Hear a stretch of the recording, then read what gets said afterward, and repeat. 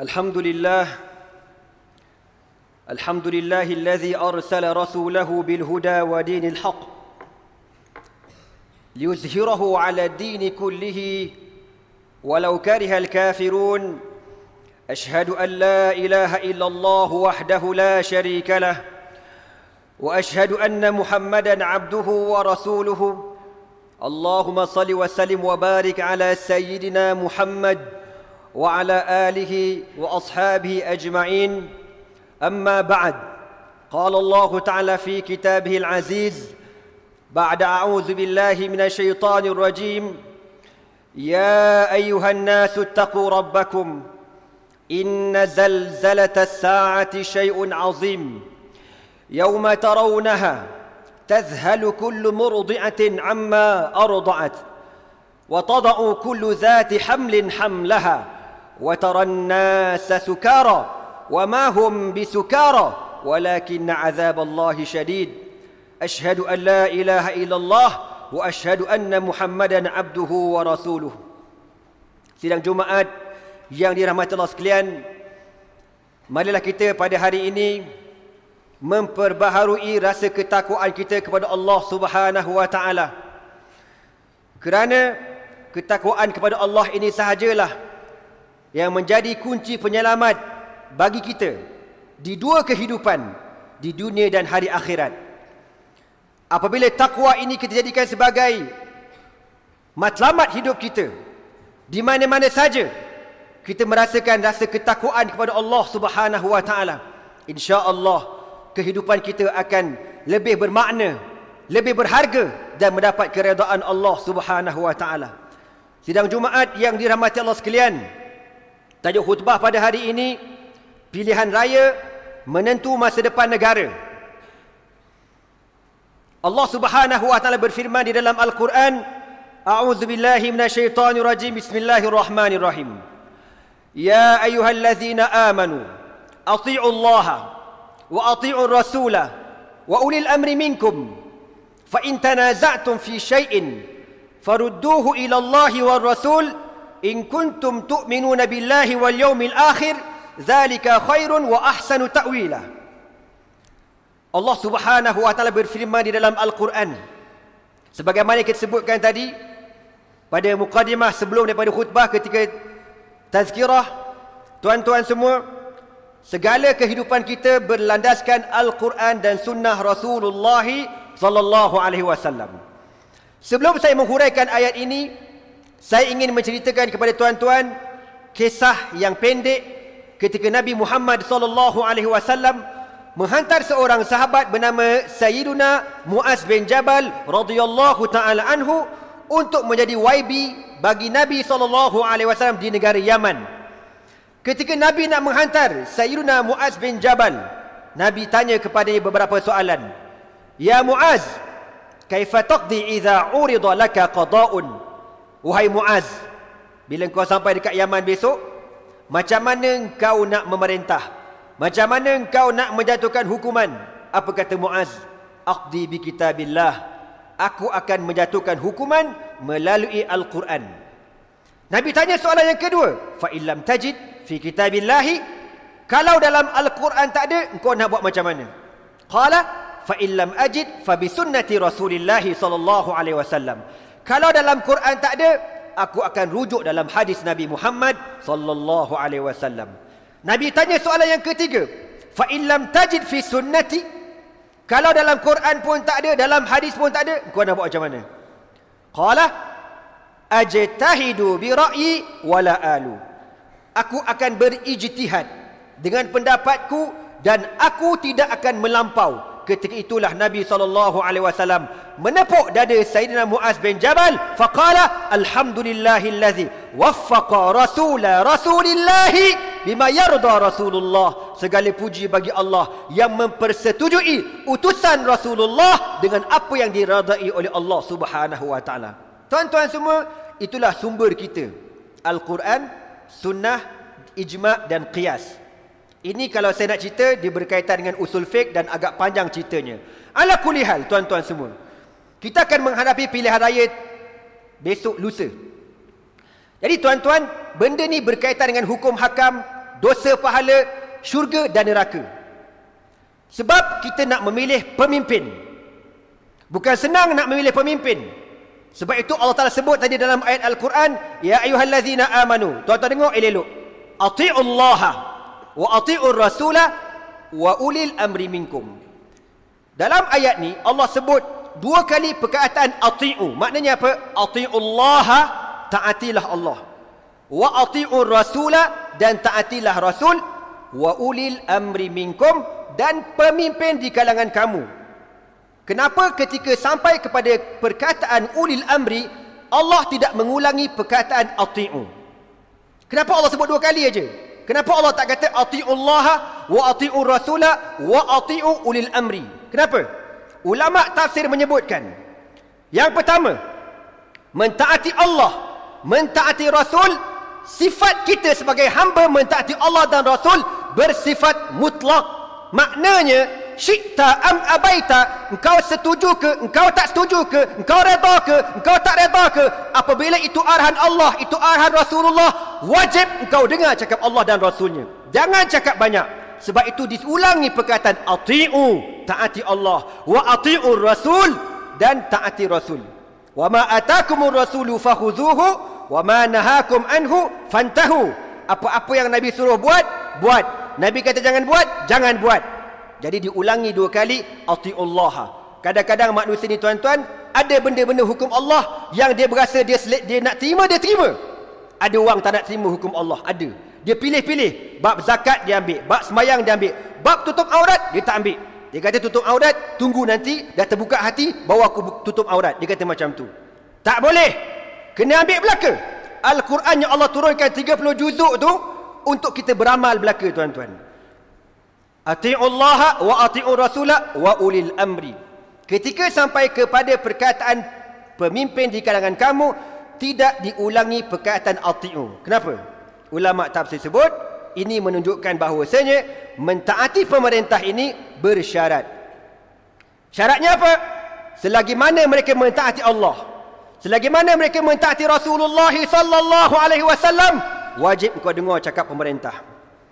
Tetapi apabila pemerintah mula buat benda tak betul, mula menyeleweng, mula buat perkara yang dilarang oleh Allah dan Rasulnya, maka tak boleh kita mentaati mereka. Ini bersandarkan hadis Rasulullah sallallahu alaihi wasallam. Nabi kata la ta'ata li makhluqin fi ma'siyatil khaliqi. Tidak ada ketaatan kepada makhluk apabila makhluk mengajak kita melakukan maksiat kepada pencipta Allah Subhanahu wa taala. Sayyiduna Abu Bakr As-Siddiq radhiyallahu taala anhu, ketika hari pertama dilantik menjadi khalifah, apa dia kata? Ati'uni. Dia kata inni qad ulitu alaikum walastu bi khairikum. Sayyidina Abu Bakar kata, aku telah dilantik di kalangan kamu, tetapi aku bukan yang terbaik di kalangan kamu. Dia kata lagi, ati'uni, taatilah aku. Ma ata'tullaha wa rasulahu, selagi mana aku mentaati Allah dan Rasul. Fa in asaitullaha wa rasulahu fala ta'ata li alaikum. Sayyidina Abu Bakar kata, tetapi jikalau aku melakukan maksiat kepada Allah, jikalau aku melakukan maksiat kepada Rasulullah, fala ta'ata li alaikum, jangan kamu taati aku. Ini jelas menunjukkan bahawasanya pemimpin kita boleh taati mereka, kita boleh dengar cakap mereka, arahan mereka, selagi mana tidak bercanggah dengan kehendak Allah dan Rasul. Tetapi apabila perbuatan pemimpin sudah mula bercanggah dengan Al-Quran, sunnah Rasulullah sallallahu alaihi wasallam, perkara-perkara agama, al-ma'lumu minad-dini bidarurati, benda-benda yang maklum dalam agama. Contoh paling senang tuan-tuan, bab aurat lah. Tak ada orang tak reti tutup kepala ni bagi orang perempuan wajib. Bila perempuan dah balik, wajib tutup kepala. Nabi kata dekat Fatimah, ya Fatimah, idza balagatil mar'atul mahid fala yajuzu ayara illa hadza wa hadza. Nabi kata, wahai Fatimah, orang perempuan bila dah balik, dia hanya boleh nampak ini dan ini, muka dan tangan. Nabi buat macam tu, tuan-tuan. Kalau benda basic macam tu kau tak boleh buat, maka Nabi sebut suami yang membiarkan isterinya mendedahkan aurat, dayus. Wa dayus, Nabi sebut dalam hadis, lam yajid urfal jannati yaumal qiyamah, takkan dapat bau syurga di hari akhirat besok. Jadi tuan-tuan semua sidang Jumaat yang dirahmati Allah sekalian, memilih pemimpin merupakan amanah yang besar di sisi Allah Subhanahu wa taala. Bila saya bacakan pada tazkirah tadi, Allah Taala kata apa? Wa iz qulna lil malaikati inni ja'ilun fil ardi khalifatan. Aku nak jadikan di dunia ini pemimpin. Pemimpin bukan benda kecil. Saya ambil contoh mudahlah. Tak payah pemimpin tuan-tuan. Kalau tuan-tuan nak memilih menantu pun, tuan-tuan akan fikir banyak kali. Nak tengok macam mana rupa menantu ni. Betul ke tak betul tuan-tuan kan? Tuan-tuan akan tengok dia kerja apa. Apa latar belakang dia. Reti agama ke tidak. Saya rasa di kalangan tuan-tuan semua kat sini, semuanya nakkan menantu tu mesti paling tidak reti baca Fatihah. Paling tidak. Itu bab memilih menantu. Menantu ni nak jaga anak kita seorang aja. Ini kan pula kita nak pilih seorang pemimpin yang nak jaga rakyatnya lebih kurang 26 juta tuan-tuan. Kalau kita pilih pemimpin yang mengabaikan agama, itu berat kita. Maka kita telah mengkhianati Allah, mengkhianati Rasulullah SAW. Maka pilihan raya ini merupakan salah satu bentuk untuk kita mencegah kemungkaran yang tak betul yang dilakukan oleh mana-mana pemerintahan. Nabi SAW bersabda lagi, "Man ra'a minkum munkaran falyughayyirhu biyadihi fa in lam yastati' fa bilisanihi wa in lam yastati' fa biqalbihi wa dhalika adhaful iman." Nabi kata, barang siapa yang melihat kemungkaran, falyughayyirhu. Kalau kita belajar bahasa Arab, Nabi guna perkataan ghayyirhu. Makna apa ghayyirhu? Hendaklah engkau ubah kemungkaran itu dengan tangan kau. Nabi tidak kata falyunkirhu. Ingkar dengan makna saya tak sukalah, saya tak setuju. Kau tidak berusaha nak ubah, tak betul.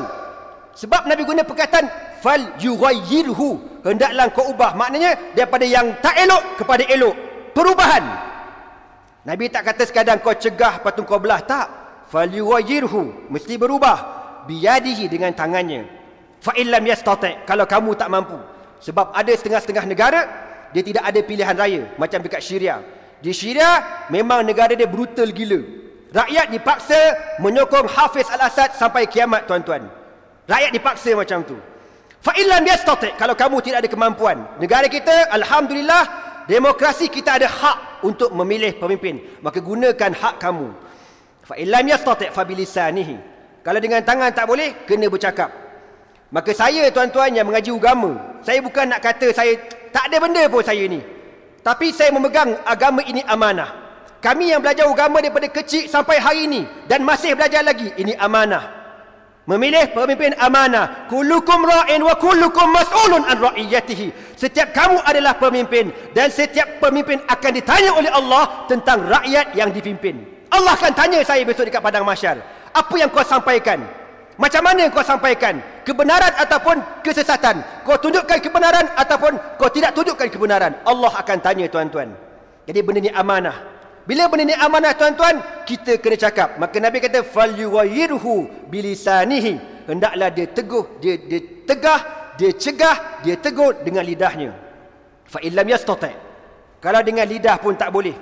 Nak bercakap tak boleh. Cakap kena tangkap, cakap kena tangkap. Hendaklah dia benci dengan hati dia. Wa dzalika adhaful iman. Benci dengan hati ini selemah-lemah iman. Dalam riwayat yang lain Nabi sebut, man jahadahum biyadihi fahuwa mu'min. Barang siapa yang menentang kezaliman ini dengan tangannya, dia beriman. Wa man jahadahum bilisanihi fahuwa mu'min. Barang siapa yang menentang kemungkaran, kezaliman ini dengan lidahnya, dia beriman. Wa man jahadahum biqalbihi fahuwa mu'min. Barang siapa menentang kezaliman dengan hatinya, dia beriman. Wa laysa wara'a dzalika minal imani habbatu khardalin. Nabi kata, tapi kalau kau tangan pun kau tak cegah, mulut pun kau tak bercakap, hati kau redha dengan benda maksiat kezaliman, Nabi kata lam yakun wara'a dzalika mithqalu habbatin min imanin. Engkau langsung tidak ada iman walaupun sebesar biji zarah. Dalam riwayat yang lain Nabi kata wa in sama wa in zakka wa in za'ama annahu muslim.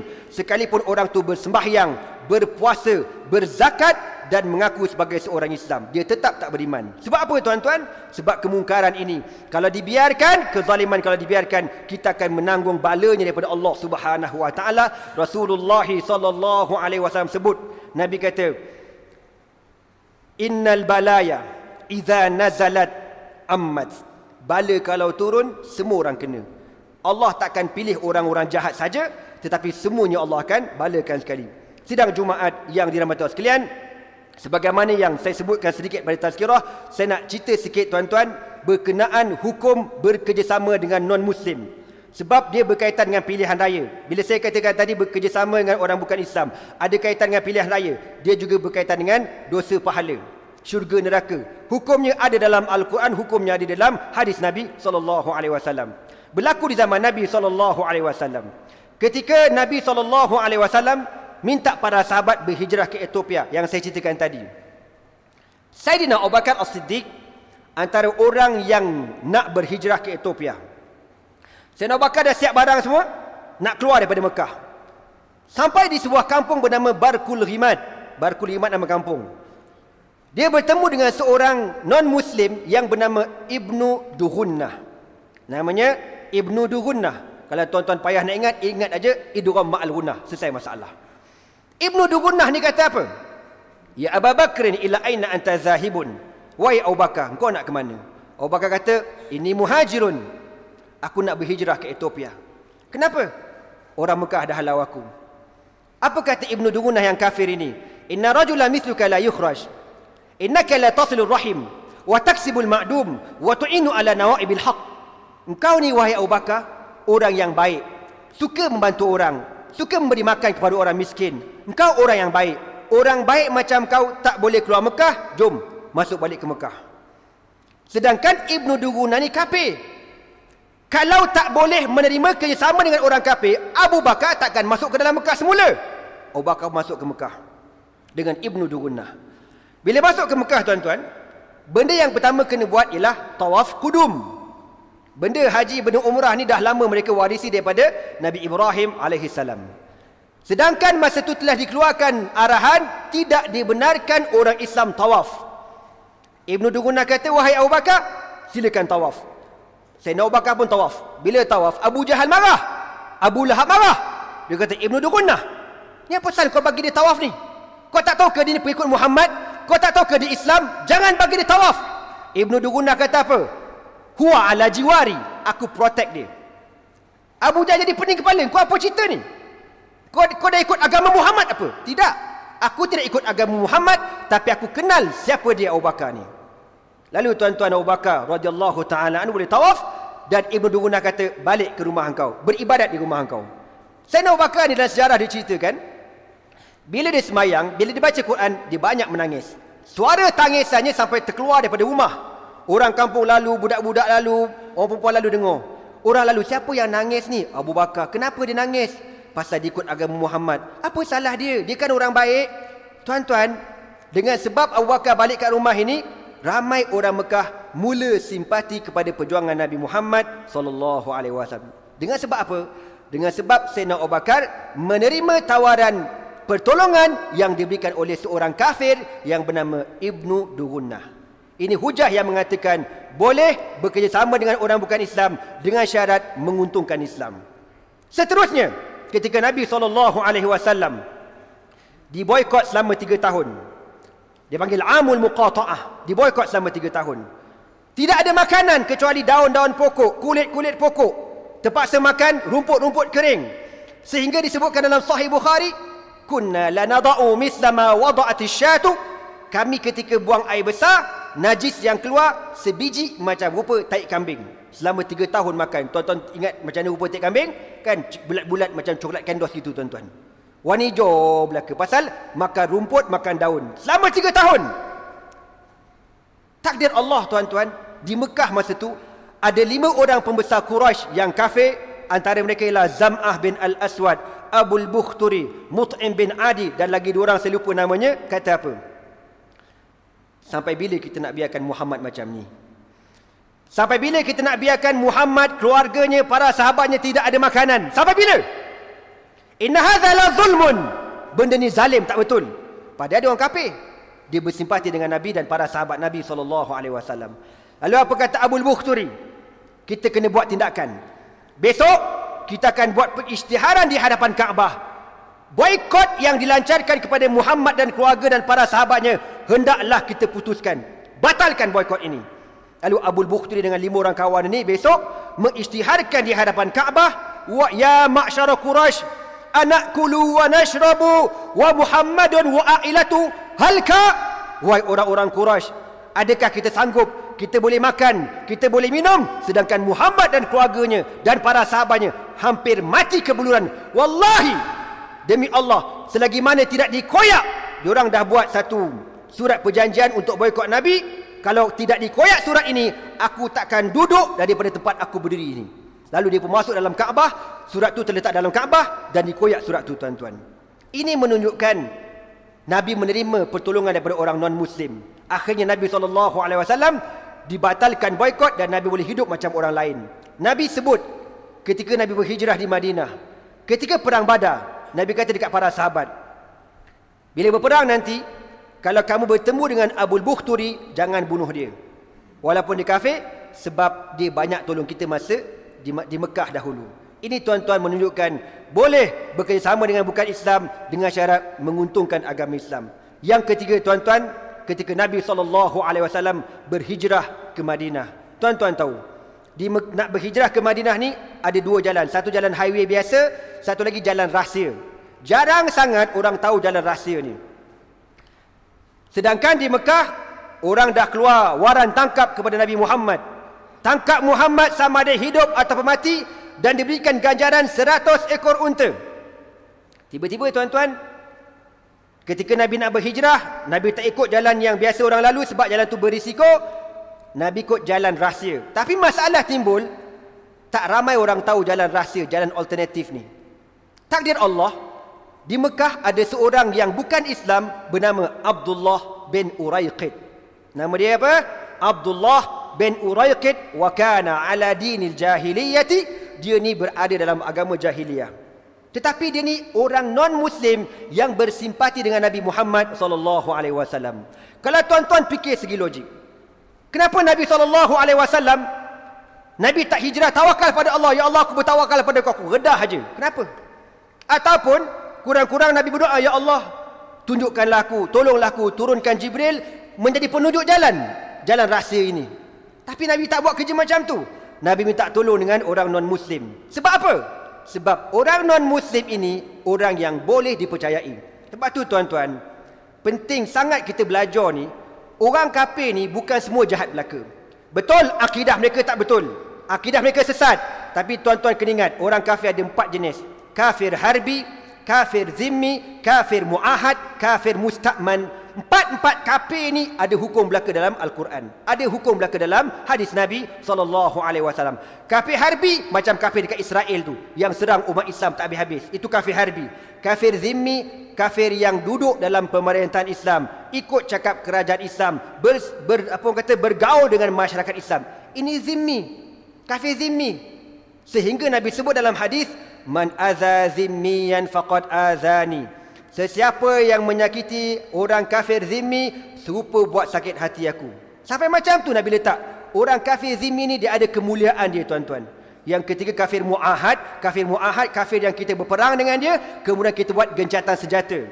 Tidak berperang selama 10 tahun sebagai contoh, dia panggil kafir mu'ahad. Yang keempat kafir musta'man, kafir yang datang ke negara Islam untuk meminta suaka politik. Jadi dalam Islam ada 4 jenis kafir. Pengalaman saya berceramah selama ini, saya lihat ada perubahan di antara non-Muslim, ada di antara orang Cina yang saya lihat memakai baju Islam way of life. Orang Cina pakai baju macam tu, tuan-tuan. Dengan sebab apa? Sebab dia cakap, kami mula kenal apa Islam sebenarnya. Islam tidak zalim, Islam adil. Ini keberkatan sirah Nabi SAW. Apa yang berlaku di zaman Nabi, rupa-rupanya ditakdirkan Allah berulang pada hari ini di negara Malaysia. Sebab tu, tuan-tuan, sirah Nabi SAW amat penting untuk kita menjadikan rujukan supaya kita tidak menjadi orang-orang yang sesat dan cakap dengan tidak ada fakta. Barakallahu li wa lakum bil Qur'anil azim wa nafa'ani wa iyyakum bima fihi minal ayati wa dzikril hakim wa taqabbala minni wa minkum tilawatahu innahu huwas samiul basir. اللهم صل على سيدنا محمد وعلى آله وصحبه وبارك وسلم ورضي الله تبارك وتعالى عن كل الصحابة أجمعين.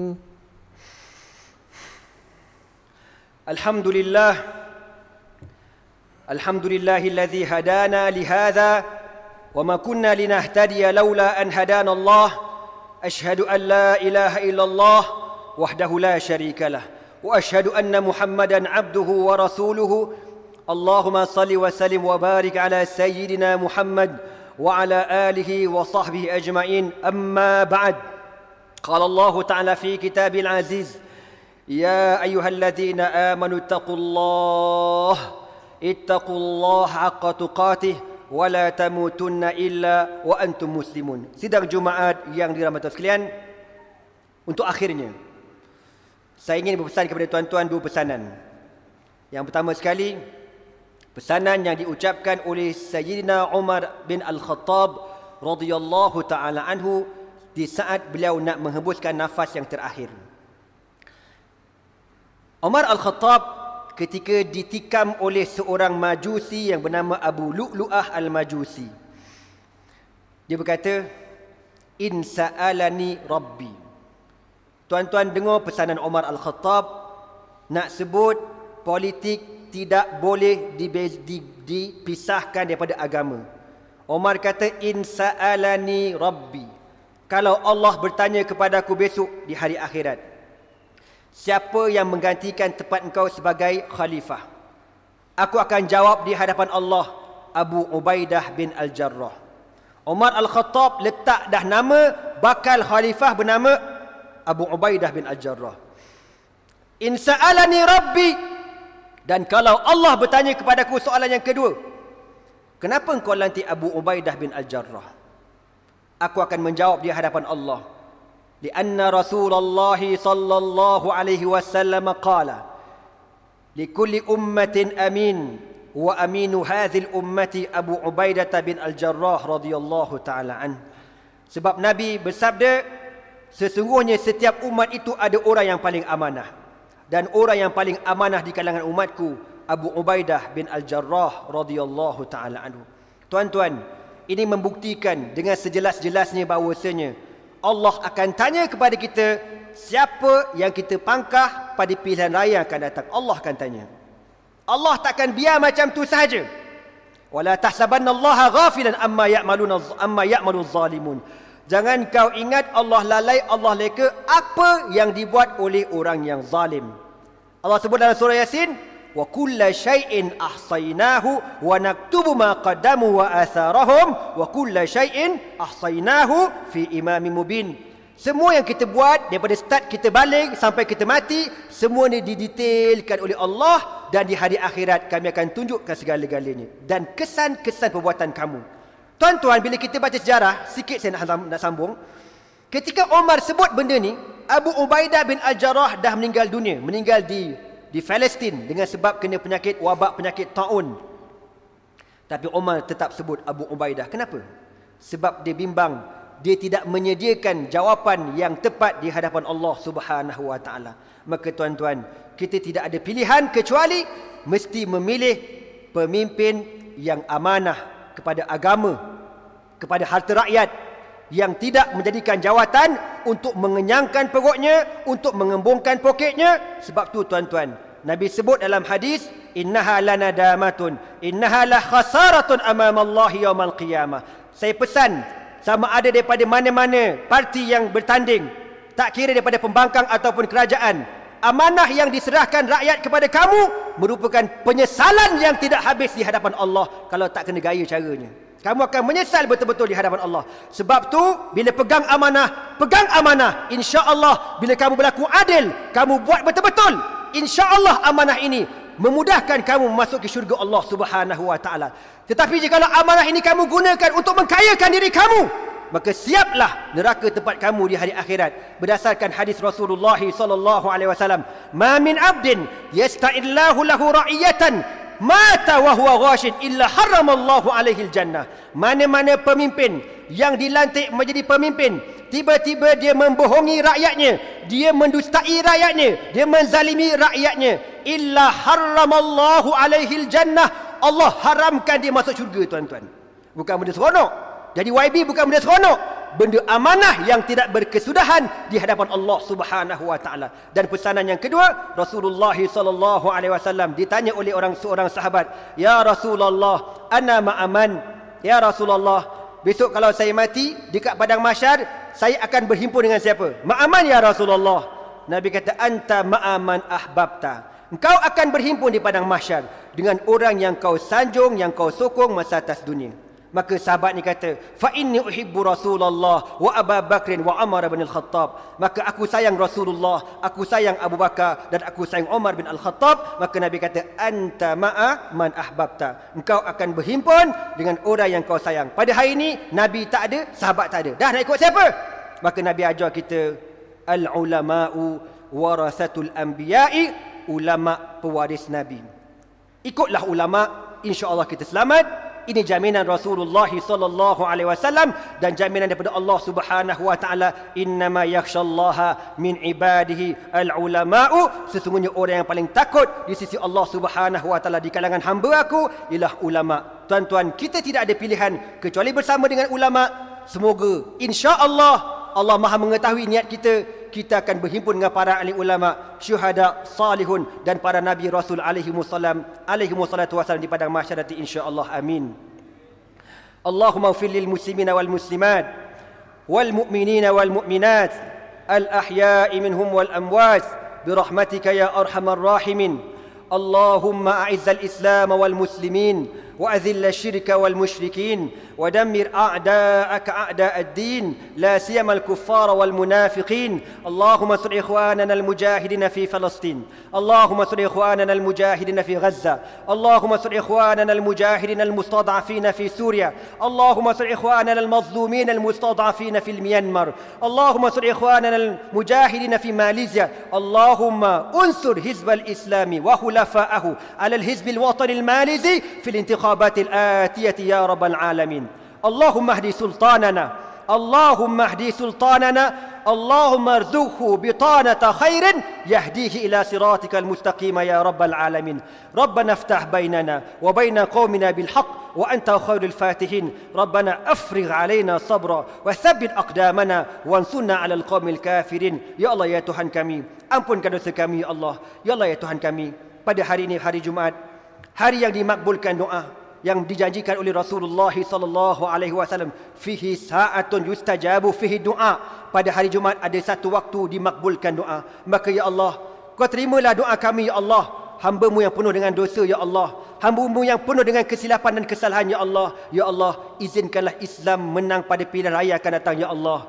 Ya Allah, izinkanlah kami melihat Islam menang ya Allah. Kami ingin melihat bagaimana cantiknya hukum hakam-Mu dilaksanakan di negara ini ya Allah. Ya Allah, ya Tuhan kami beriman, fa inna qaulakal haq, perkataan Kau benar ya Allah. Inna dina indallah al-Islam, agama yang diiktiraf oleh Allah ialah Islam. Al-Islamu ya'lu wa la yu'la alaihi, Islam itu tinggi, tidak ada yang lebih tinggi daripada Islam. Ya Allah, ya Tuhanku, ya Allah, ya Tuhan kami, Engkau bersaksikan ya Allah, inni qad ballaghtu risalataka ya Allah, aku dah sampaikan risalah Engkau ya Allah, aku dah sampaikan risalah Rasulullah ya Allah. Ya Allah, bukalah pintu hati kami ya Allah, bukalah pintu hati kami ya Allah, untuk kami menyokong Islam dan untuk kami memberikan kemenangan kepada Islam ya Allah. Rabbana la tuzigh qulubana ba'da idh hadaitana wa hab lana min ladunka rahmah innaka antal wahhab. Rabbana atina fid dunya hasanah wa fil akhirati hasanatan wa qina azaban nar. Ibadallah, inna Allah ya'muru bil adli wal ihsan wa ita'i dhil qurba wa yanha 'anil fahsya'i wal munkari wal baghi. Na'idukum la'allakum tadhakkarun. Aqimu